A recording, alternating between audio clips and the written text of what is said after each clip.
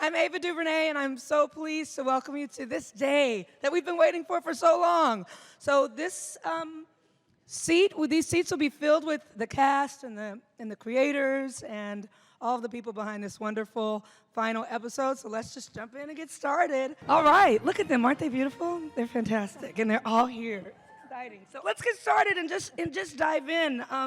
As the only other person to take the reins of this twice, besides Mr. Lucas, what was the difference between your first day working on Rise of Skywalker and your first day working on Force Awakens? What happened in the middle? Were you more confident? Were you just as scared?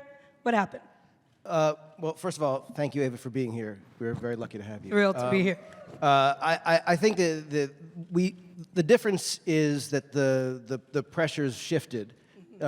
We didn't know at the beginning of Force Awakens exactly what it would look like to have Daisy Ridley and Adam Driver and Oscar Isaac and John Boyega. And, what would that cast be like? And we had to figure it out and discover it. The first day of Rise of Skywalker, we sort of knew some of those things. We knew those things were working. What we didn't know was everything else. And this was wrapping up, not one film, not 3 films, but 9. And so the responsibility was significant. And the movie, this is a pretty big picture. The scale of the movie is pretty enormous.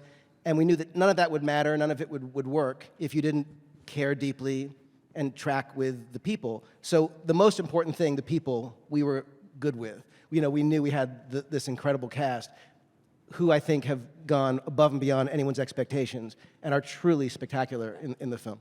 Just to continue to ask you though, this is doesn't have a comic book to follow the story. There's no blueprint for this. This is coming out of you and Chris's head. And what you had talked about was, wrapping up 9 films. That's an awesome responsibility. So at the moment that you accept the invitation to do it, and it's the next day and you're home, and you're thinking, oh wow, I gotta end this thing. Just personally, as a longtime fan of it, what was your personal process to get there? Did ideas start to come immediately?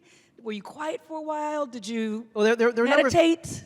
Because we had worked on Force Awakens, Larry Kasdan and I and Michelle Rejwan and Kathy, producers, we had talked about quite a few things back in the day. So it was a bit of sort of picking up where we had left off. And the fact is that what Rian Johnson had done in Last Jedi, had set up some things that were sort of wonderful for this story. One of the things being that the cast was separated. The characters weren't together for the entire movie, essentially. So this was the first time that the group got to be together. Chris and I got together. We knew immediately we wanted to, tell a story of a group adventure. There were some very specific things that we were both drawn to immediately. And we just started doing the thing that you do, which is you say, what do you desperately want to see? What feels right? Why JJ?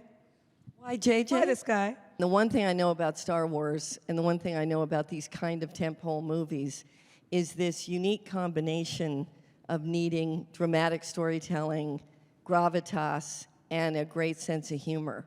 And I think that there's few filmmakers that really embody both of those things and also have the capability to really manage something this huge. And JJ was my first choice.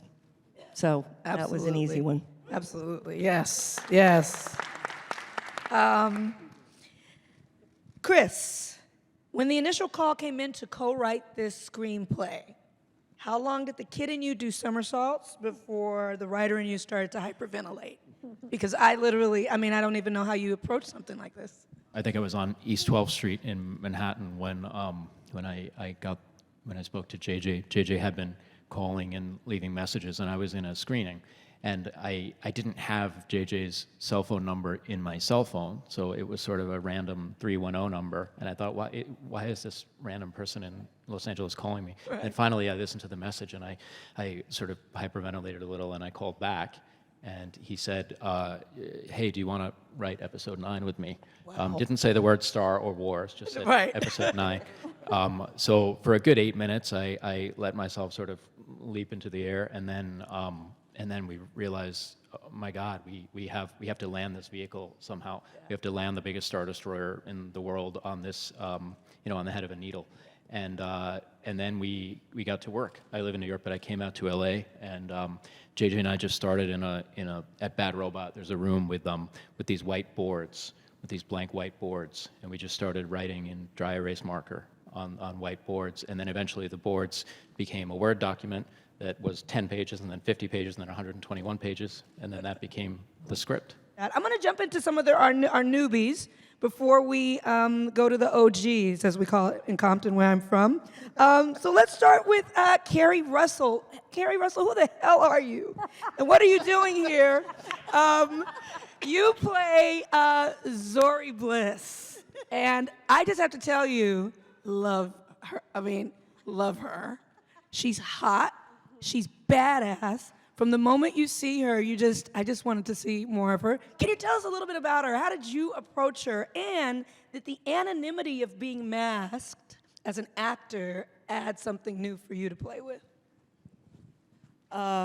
Definitely. No, JJ called me or emailed me and said, "Do you want to be in Star Wars?" And I was like, yeah.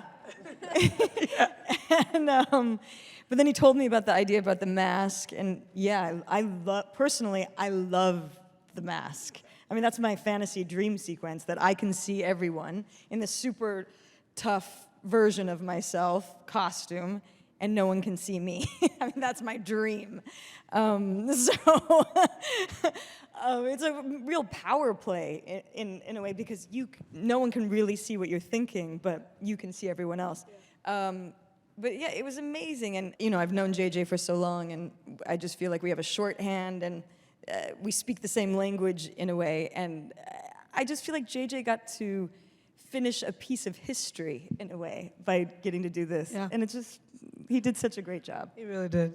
Jana, Naomi, welcome. This is a big thing to step into. You're, for any actor with tons of experience and a lot behind them, it's a lot to step into. Let alone someone who's newer to the scene. Yeah. So, did you just come in and say, you know what, I'm gonna walk on with just swagger.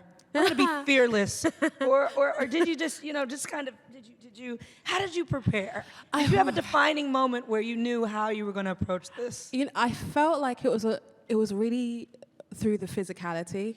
Like I felt like Jana's strength was in her body. Like, she's a very grounded character.